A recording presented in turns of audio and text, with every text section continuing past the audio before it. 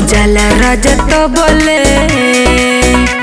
बजाला राजा तो बोले कुंवर बानी जबले, बजाला राजा तो बोले कुंवर बानी जबले।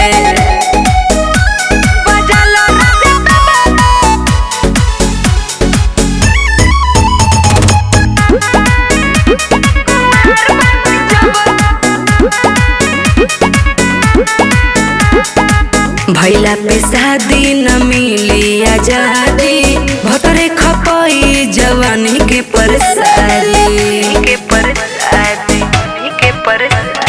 चांस बा तो फायदा उठाला करे जा, भर पेट भोजन तो खाला करे जा। जबरी सटावलो पे रह जनी भगले, बजाला राजा तबले, बजाला राजा तबले कुंवर बानी जबले, बजाला राजा तबले कुंवर बानी जबले।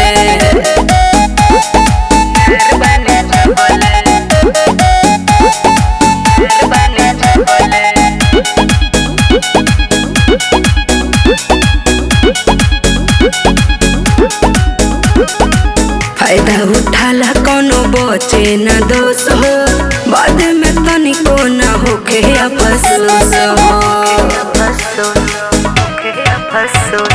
बानी हमर राजी त डूबल रह राजा, अपना डियर से न उबल रह राजा। लाभ उठावे खातिर रह सत्य जगले, बजाला राजा तबले, बजाला राजा तबले कुंवर बानी जबले।